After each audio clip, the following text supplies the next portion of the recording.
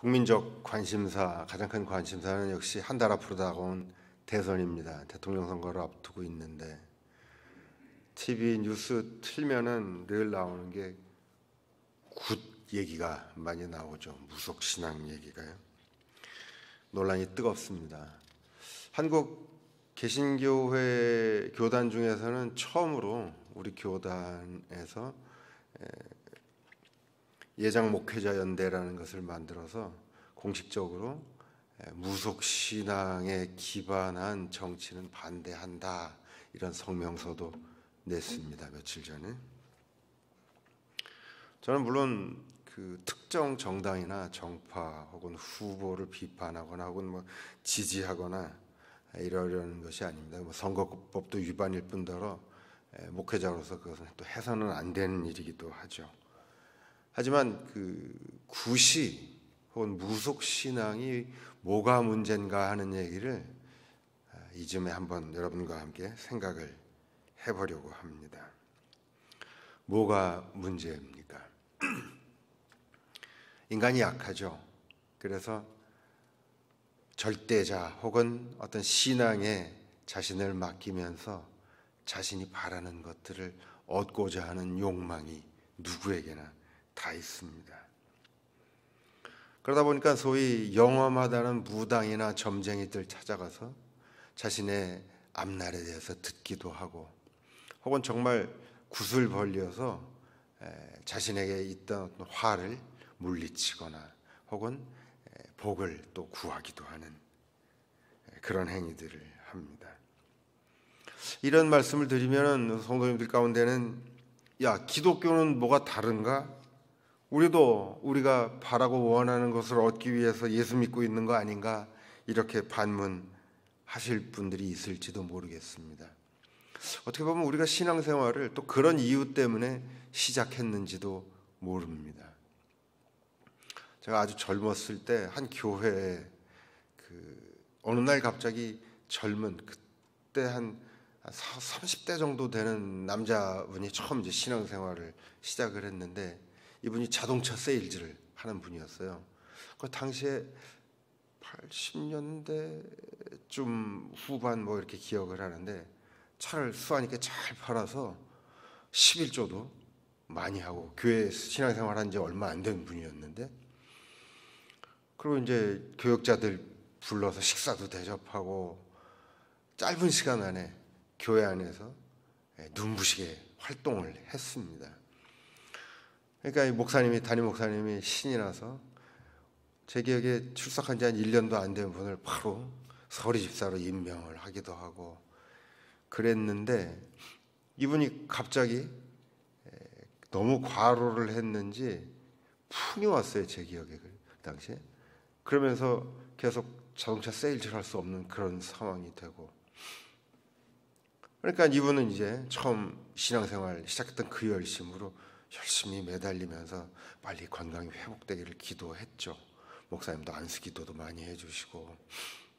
그러나 병세는 전혀 호전되지 않고, 그러다가 어느 순간부터 이분이 교회를 떠나는 것을 기억을 합니다.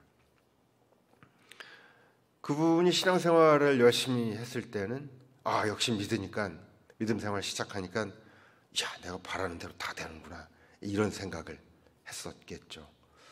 그러다가 애꿎게도 병을 얻고, 그 다음에는 어쩐 일인지 아무리 기도를 해도 병이 낫지를 않게 된 겁니다. 그러면서 교회를 멀리했던 그런 경험이 있습니다. 성서적으로 보면요, 바로 이 지점이 우리 성서가 말하는 하나님에 대한 신앙과 일반 무속을 포함해서 다른 타 종교들이 갈라지는 지점입니다. 무속을 포함한 모든 이 땅의 다른 종교들은 내가 시작합니다. 왜요? 내가 행복해지기 위해서, 내가 돈 잘 벌고 행복하고 성공하기 위해서, 그래서 어떤 이유에서건 내 소망을 이루기 위해서 종교에 귀의합니다.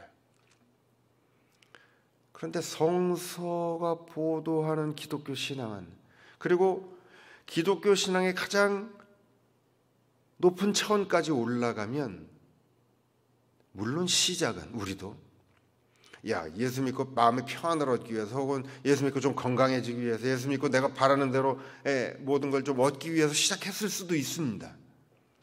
그런데 그렇게 시작했다 할지라도 신앙이 깊어지고 성숙해가면서 거기서 끝이 나는 것이 아니라 어디까지 가게 되냐면,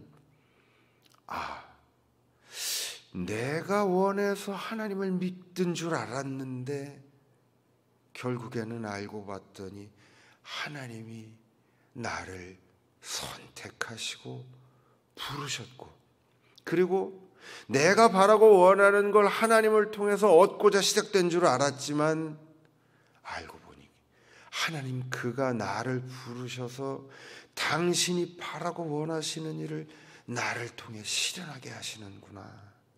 여기까지 가는 것이 바로 성서가 보도하는 진정한 의미의 기독교 신앙입니다. 그런 의미에서 무속 종교나 혹은 여타 다른 모든 종교들은 철저하게 나 자신을 위해서 시작되지만, 기독교의 신앙은 나로부터 시작되는 것이 아니라 하나님으로부터 시작됩니다. 그가 나를 찾아오셔서 나를 부르셨기 때문에 내가 기독교인이 된 겁니다. 여기까지 고백할 수 있을 때 비로소 진짜 기독교인이 되는 겁니다. 나는 그런 기독교인이다 하시는 분 아멘 한번 해보시기 바랍니다. 바로 그래서 성서는 처음부터 끝까지 일관되게 성서가 배격하는 것이 뭐냐? 바로 우상숭배입니다. 우상숭배는 뭡니까?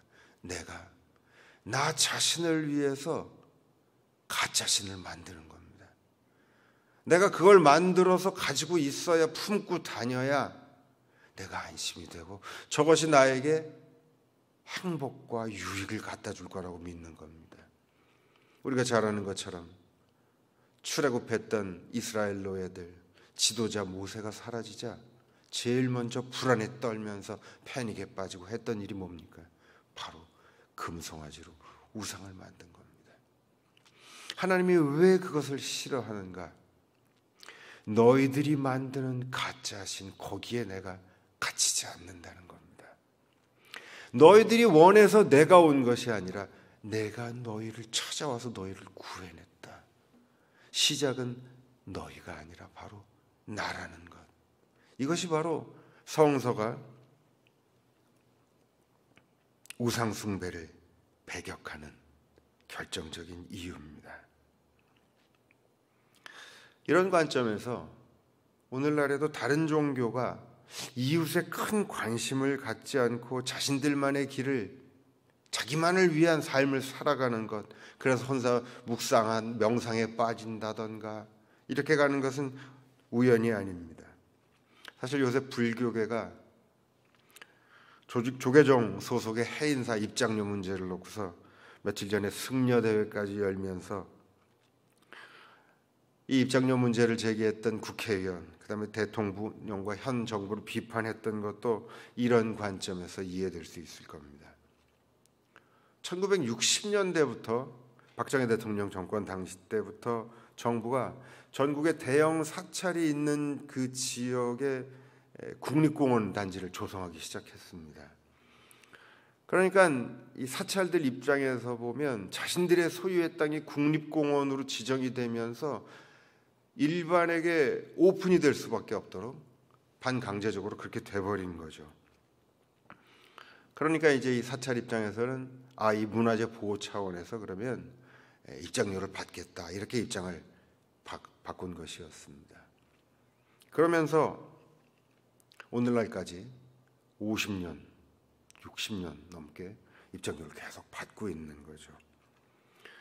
현재 전국 국립공원 사찰 27곳이 있는데 그중에 22곳에서 이렇게 입장료를 받고 있습니다.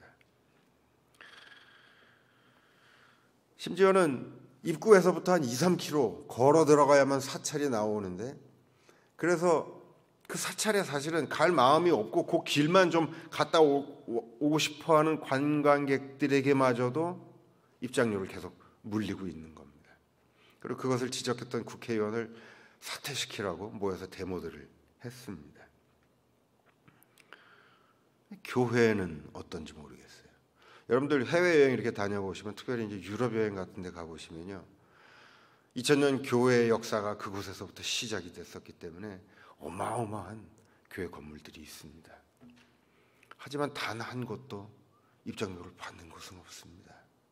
오히려 지금도 자유롭게 관광객들이 들어와서 앉아서 기도하고 가고, 혹은 헌금을 하기도 하고, 아예 종교적 관점에서 불교가 정말 사람들을 위해 한다면 입장료를 고집할 것이 아니라 자유롭게 오픈시키고 그곳에 와서 절하고 예배드리는 사람들이 기독교회처럼 자유롭게 헌금을 하면서 오히려 유지를 하는 게 더 바람직하지 않나, 저 개인적으로 그런 생각을 하는데, 어쨌거나 기독교와는 달리 세상의 종교들은 이처럼 나 이외의 이웃에 대한 관심으로 시작하는 것이 아닙니다. 무조건 내가 구원을 얻고 내가 평안해지기 위해서, 이러면서 시작되는 것이 바로 타 종교입니다. 그러나 반면에 말씀드렸던 것처럼 기독교회는, 성서는 나로부터 시작된 것이 아니라 하나님이 나를 부르시고 선택해서 내가 하나님을 믿게 되었다라고 고백합니다. 이런 관점에서 기독교회가 또 그런 행태를, 방금 말씀드렸던 불교와 같은 행태를 보이면 대단히 비기독교적이고 비상식적인 것입니다. 요새 극단적으로 정치 참여의 모습을 보여주는 전모 목사라는 분이 있는데, 잘 아시겠지만 이분이 심호하는 교회가 있는데, 그 교회가 재개발에 지금 묶였죠. 이미 몇 년 개발이 되면서 서울시에서 이제 보상액을 제시를 했는데, 뭐 거의 10배 가깝게 터무니없는 보상액을 요구하면서 계속 재개발을 반대하는 겁니다. 그러니까 인근에 사는 그 재개발을 함께 원하는 주민들의 원성이 얼마나 높겠어요. 지난주인가요? 결국 재개발인 조합을 만들어서 이 교회 상대로 소송을 걸고, 당연히 소송에서 이기죠. 그러니까 철거를, 이제 승소 판결을 받고 철거 작업을 시작을 했는데, 이게 작년 6월부터 철거 작업을 시작했는데 그 교회 교인들이 똘똘 뭉쳐서 아주 폭력적으로 거세게 저항을 하는 겁니다. 얼마 전에도 5차 철거 시도까지 했는데 결국 무산됐답니다. 재개발을 원하는 그 동네 인근 주민들은 말할 것도 없고, 그들을 보는 다른 모든 종교인들 혹은 다른 모든 국민들의 시선이 어떻겠습니까? 이것이 과연 하나님이 원하는 모습일까 싶습니다. 자신들만을 위하는 이기심으로 똘똘 뭉쳐있는 그런 집단이 아닌가 생각합니다. 사랑하는 여러분, 우리가 기독교인이 된 것은 이처럼 내가 원하는 것을 이루고 내 이익을 얻기 위함이 아닙니다. 아니, 그렇게 시작했을 수도 있습니다. 서로 그렇게 시작을 해도요, 오래가지 못합니다. 왜요? 아무리 신앙생활 열심히 해도 내가 바라는 거 잘 이루어지지 않습니다. 그러면 어떻게 되냐? 에이, 예수 믿어도 별 볼 일 없네. 그리고 교회 떠납니다. 그러고 나서도 오늘까지도 계속 신앙생활 하는 분들, 이런 분들은 이제 성숙되면서 내가 바라는 것도 중요하지만 하나님이 나에게 무엇을 원하실까, 이것을 항상 고민하는 분들인 겁니다. 주일 예배도 아니고 코로나 시국에 수요 예배까지 직접 와서 예배를 드린 우리 성도님들 제가 볼 때 한 분 한 분 모두가 다 내가 원하고 원하는 것을 얻기 위해서 신앙생활하기보다는 그 단계는 다 지난 분들입니다. 하나님이 나를 왜 부르시고 오늘도 기독교인으로 살게 하시는가, 이 질문을 갖고 사는 분들이 바로 여러분들입니다. 제 말이 맞죠? 맞다고 생각하시면 또 아멘 한번 해보시기 바랍니다. 그래서 우리 주님이 가르쳐 주신 주기도문이 어떻습니까? 하늘에 계신 우리 아버지, 아버지의 이름을 거룩하게 하시며 아버지의 나라가 오게 하시며 아버지의 뜻이 하늘에서와 같이 땅에서도 이루어지게 하소서. 하나님 아버지의 뜻을 구하는 기도가 먼저 나오는 겁니다. 그리고 난 후에 오늘 우리에게 일용할 양식을 주옵시고 우리 자신을 위하는 기도는 뒤로 나옵니다. 하나님 아버지의 뜻이 우리를 통해서 이루어지면 우리의 개인적인 문제와 모든 아픔들이 따라서 다 해결될 수 있기 때문입니다. 그러면 하나님은 우리를 왜 부르시고 당신의 뜻은 또 무엇일까요? 성서를 가만히 이렇게 들여다보면 의외로 답은 간단합니다. 하나님은요, 당신 이외의 그 무엇도 그 누구도 서로 다스리지 말고 서로 지배하지 못하고 주인이 되지 못하게 가짜 주인 행세하지 말라는 겁니다. 창세기 1장에 보면은 어떻게 시작됩니까? 천지 창조의 얘기가 나오죠. 우리는 이 기사를 보면 하나님 천지를 창조하셨구나 하지만 사실은 조금만 생각을 해보면 이 창세기 1장에 나오는 창세기보다는 대단히 혁명적인 보도입니다. 왠지 아세요? 이 창세기가 쓰여질 당시 고대 근동에는 오늘도 그런 경우가 많이 있지만 동식물, 특히 동물들을 신성시하는 그런 지역이 많았습니다. 오늘날까지도 인도에 가면은 서로를 신성시하잖아요. 그런 고대 근동의 문화권 속에서 지금 성서는 하나님이 모든 것을 다 창조하셨다. 너희들이 신성시하는 그 무엇도 다 하나님의 피조물일 뿐이다. 이런 이야기를 하고 있는 겁니다. 그래서 그 무엇에도 절하거나 섬기거나 하나님 이외에 그 무엇도 너희의 주인이 되게 해서는 안 된다. 이것이 창세기 1장의 창조 보도가 갖는 가장 핵심적이고 중요한 메시지입니다. 오늘 여러분들은 혹시 하나님 이외에 다른 주인을 섬기고 있지는 않습니까? 내가 그 앞에 서면 작아지는 것, 돈인가요? 명예인가요? 높은 지위인가요? 그러나 창세기 1장은 말합니다. 그 모든 것은 다 하나님이 지으신 피조물일 뿐이다. 그 무엇도 너희를 다스리게 해서는 안 된다는 겁니다. 뿐 아니라 이어지는 모든 얘기가 다 이 맥락에서 쓰여지고 있습니다. 선악과 얘기도 그렇습니다. 왜 선악과를 따먹는 게 죄인가? 인간은 그 누구도 선과 악을 구별할 수 있는 절대적인 기준이 없습니다. 요새같이 갈수록 복잡해지는 세상에 이게 옳은 거야 저게 틀린 거야 쉽게 판단하기도 어렵습니다. 그러나 거기서 판단을 내리면 어떤 일이 생기는 줄 아세요? 바로 누군가를 정죄하게 됩니다. 그리고 나는 절대적으로 옳아. 그러나 그 절대적인 기준은 오직 하나님만이 가지고 계십니다. 그렇기 때문에 뱀이 여인을 꼬실 때 뭐라 그럽니까? 너희가 저 과일을 먹으면 선과 악을 알게 돼서 하나님과 똑같아질까 봐. 그래서 하나님이 저 과일을 먹지 말라는 거다 그럽니다. 사랑하는 여러분, 우리에게는 절대적인 선이나 절대적인 악을 판단할 수 있는 기준이 없습니다. 그것은 하나님만이 가지고 있습니다. 그러면 우리가 할 수 있는 일은 뭐겠습니까?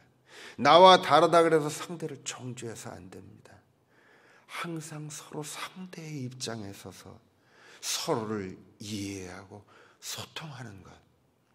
이것이 우리가 하나님의 피조물로서 할 수 있는 유일한, 우리가 할 수 있는 길입니다. 어디든지 불화가 있는 곳을 돌아보십시오. 가정에 불화가 있습니까? 직장에, 교회에 불화가 있습니까? 불화가 있는 곳을 항상 들여다보면 뭐가 있느냐? 거기에 너는 틀리고 나는 맞아, 선과 악의 판단을 내리고 있습니다. 그러나 그 판단은 우리의 몫이 아닙니다. 그것은, 그 기준은 하나님만이 가지고 있기 때문입니다.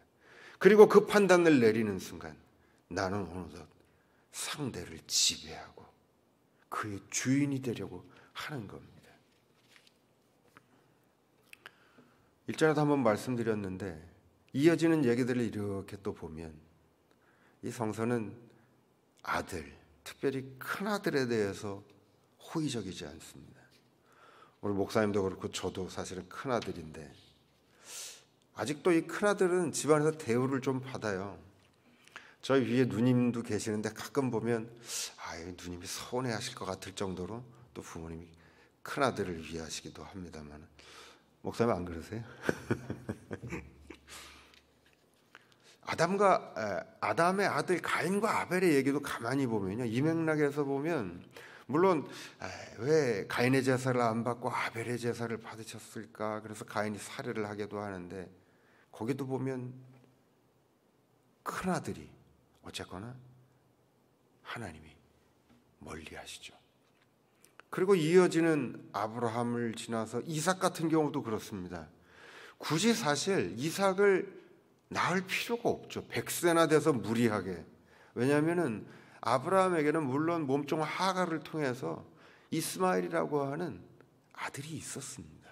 그도 아브라함의 아들입니다. 쉽게 얘기하면 그가 장자죠. 그런데 굳이 하나님은 그를 피해서 사라에게 100세 애를 낳게 만들면서 둘째 아들 이삭을 만들어냅니다. 이삭의 두 아들 야곱과 에서는 또 어떻습니까? 이삭은 에서를 좋아했죠. 큰아들 에서. 그런데 이 간교하고 야가 빠진 야곱이 또 절묘하게 새치기를 해서 장자권을 사버립니다. 하나님의 선택은 둘째 아들 야곱에게 갑니다. 야곱의 여러 아들 중에 요셉이 있는데 야곱이 죽을 때 또 요셉이 자신의 두 아들 므낫세와 에브라임을 데리고 옵니다.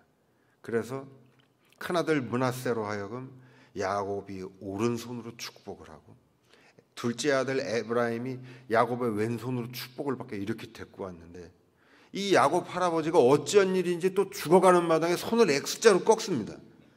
그래서 작은 아들에게 오른손 장자의 축복을 주고 왼손으로 큰아들에게 축복을 줍니다. 이렇게 악랄하게 큰아들을 피해 가실 수 있는가? 왜 그럴까요? 그때나 지금이나, 그때는 더하지만 장자 큰아들이야말로 권력과 지배와 그 모든 것의 상징 아니었습니까? 인간 세상을 지배하는 기본적인 질서였습니다. 그러나 하나님은 인간이 인간을 지배하는 그 질서를 다시 전복시킵니다. 그래서 항상 큰아들의 지배를 받아야 되는 작은 아들 편에 하나님이 서시는 겁니다. 그렇기 때문에 출애굽 노예 이스라엘 사건은 너무나 자연스럽습니다. 인간이 인간을 다스리는 왕정의 최하층 노예들을 하나님은 다시 끌어내셔서 그들로 가나안의 나라를 세우게 만드시고 그들의 하나님이 되십니다. 우리가 믿는 하나님은 그런 분입니다. 그 하나님이 오늘 우리를 부르셨습니다. 왜 부르셨을까요? 자, 니들끼리 잘 먹고 인간 세상에서 지배하면서 잘 살아라고요? 아니요. 오늘날 정치 얘기를 아까 시작을 했지만 어떤 사람들이 정치합니까? 머리 좋은 사람들이 정치하죠. 한국의 정치인들, 대통령 후보도 그렇고 보면 다들 머리 좋은 사람들입니다. 그런데 여나 야나 보수나 진보나 할 것 없이요. 이번 대선만 봐도 그렇지 않습니까? 완전히 의욕투성이의 후보들입니다. 왜 그럴까요? 머리가 저렇게 좋은 사람들은요, 우리가 이제 믿고 나라를 믿고 맡기지만 결코 믿을 수가 없어요. 왠지 아세요? 머리는 결정적인 순간에 자신을 제어하지 못합니다. 머리는 모든 것을 다 바꾸려 하지만 정작 자기 자신은 바꾸지 않습니다. 머리는 결정적인 순간에 자기 자신의 이익을 위해서 돌아갑니다. 우리가 얘기하잖아요. 그 좋은 머리를 좀 좋은 데 쓰지. 머리는 결코 머리만으로는 좋은 데 쓸 수 없습니다. 그래서 뭐가 필요한 줄 아세요? 우리 기독교 신앙이 필요한 겁니다. 왜 기독교에서 머리로 따지지 말고 먼저 믿어라 그러는 줄 아세요? 여러분, 나는 책을 많이 보고 기독교 서적을 많이 봤더니 예수 믿기로 했어. 이런 사람도 없지만 만약에 있다면 굉장히 골치 아파집니다. 그런 사람들 교회에 오면은. 왜냐? 머리로는 절대 기독교 신앙을 가질 수가 없습니다. 가령 소위 말하는 신학 서적을 아무리 많이 들여다보면요, 어떻게 되느냐? 예수에 대한 정보도 없고 이스라엘에 대한 정보도 없고 성서에 대한 많은 인포메이션으로 머리로 얻을 수 있습니다. 그런데 정작 나 자신은 그 안에 들어가지 않습니다. 머리는 항상 한 발 떨어진 채 지식만을 얻을 뿐입니다. 그래서 책 읽어서 기독교인 될 수 없습니다. 그럼 어떻게 기독교인 돼요? 여러분들 중에 신학서적이나 성경책 아무리 보고서 기독교인 된 분 있는 줄 아세요? 아니에요. 마음이 바뀌어야 돼요. 근데 이 마음이 어떻게 바뀌느냐? 머리로 아무리 해도 안 바뀝니다. 어떻게 해야 바뀌어요? 하나님이 우리를 찾아오셔서 우리의 마음을 만져주셔야 비로소 우리가 기독교인이 되는 겁니다. 그래서 머리로는 잘 알지도 못하는데 먼저 믿고 시작하는 거예요. 이게 바로 우리 기독교인들의 정체입니다. 우리가 좀 무식하긴 하죠. 하지만 머리 좋은 유식한 사람들이 세상을 바꾸는 것이 아닙니다. 마음이 바로 박힌 사람들, 이 사람들이 세상을 바꿀 수 있습니다. 정말 머리 좋은 사람들은 그래서 늘 비리와 의욕과 자기 자신만을 위해서 이기적으로 살아갑니다. 물론 머리가 필요하죠. 그러나 그 이전에 세상을 바꾸는 것은 마음이고 사람이 먼저 바뀌어야 됩니다. 이런 말을 어떻게 들으실지 모르겠지만 지난 세기에 이미 유럽의 동구권을 비롯해서 공산주의가 다 무너졌습니다. 이론만 이렇게 들여다보면 나쁘지 않아요. 모두가 공평하게 잘 먹고 잘 살자. 왜 망했는 줄 아세요? 머리로 만든 이론은 좋은데 그것을 실행해 나가는 인간 자체를 고려를 안 하는 겁니다. 왜요? 인간은 결코 머리가 가는 대로 움직이지 않거든요. 이론은 아무리 좋은 이론을 만들어도 결국 그 안에는 부패와 부정과 결국 망하는 겁니다. 김정일이 있는 이북도 마찬가지고 중국 보세요. 다 저렇습니다. 그렇다 그래서 우리가 또 살아가는 자본주의가 더 훌륭하냐? 자본주의나 공산주의냐 이 문제가 아닙니다. 다시 말씀드리지만 이 세상의 유일한 희망은 이제 기독교밖에 없습니다. 기독교만이 사람 자체를 바꿀 수 있기 때문입니다. 이론의 문제가 아닙니다. 하나님이 우리를 찾아오셔서 아무것도 모르는 우리를 기독교인으로 만드셨던 것처럼 그래야만 비로소 세상이 바뀔 수 있기 때문입니다. 그래서 바울이 얘기하는 겁니다. 너희 자신들을 봐라. 너희 중에 많이 배운 자가 있더냐? 선비가 있더냐? 십자가에 미련한 도로 우리가 바뀐다는 겁니다. 하나님은 우리를 부르셨습니다. 우리도 머리나 좋으면 세상에서 떵떵거리며 잘 살고 싶은데 우리는 이미 그렇게 살 수 없는 사람들입니다. 하나님이 우리 마음을 바꾸셨거든요. 어떻게 살라고요? 서로 마음을 나누고 사랑을 나누고 세상에 머리 좋은 사람들이 못 바꾸는 그 일들을 우리는 우리 가정에서, 우리 직장에서, 일터에서 하면서 이 세상을 바꾸며 살라는 것입니다. 바로 이것이 우리가 기독교인으로 살아가는 의미입니다. 가정에서, 직장에서, 교회에서 하나님의 선택받은 자들처럼 머리가 먼저가 아니라 마음을 열고 서로의 입장에 서며 그런 공동체를 만들어갈 때 세상 사람들이 우리를 보면서 야, 역시 이래서 예수 믿는 거구나 하게 돼 있습니다. 늦은 밤까지 우리 수협에는 우리 사랑하는 성도님들, 사실은 코로나 맞아서 먹고 살기도 힘들죠. 우리 성도님들 보면 참 저도 기도 같이 하면서 마음이 참 무겁습니다만은 하나님이 우리에게 주신 사명이 있습니다. 그것은 세상 사람들처럼 너희 자신들 잘 먹고 잘 살기 위해서 부른 것이 아닙니다. 우리가 삶의 터전 속에서 우리의 마음을 열고 서로 상대의 입장에 서서 상대를 이해하면서 또 우리의 마음을 나누며 사랑하는 공동체를 만들어가는 것, 이것이 하나님이 우리를 부르신 이유입니다. 그렇게 우리가 살아갈 때 우리의 개인적인 모든 아픔과 어려움들 하나님이 다 해결해 주실 줄로 믿습니다. 이것이 하나님의 백성이 살아가는 길이고 이것이 하나님이 당신의 백성을 살게 만드시고 이끌어 가시는 방식입니다. 이 일을 위해서 우리가 부름을 받고 선택됐습니다. 하나님의 백성으로서 더 사랑하시고 더 큰 하나님의 축복받으며 살아가는 여러분들 되시기를 주님의 이름으로 축원합니다.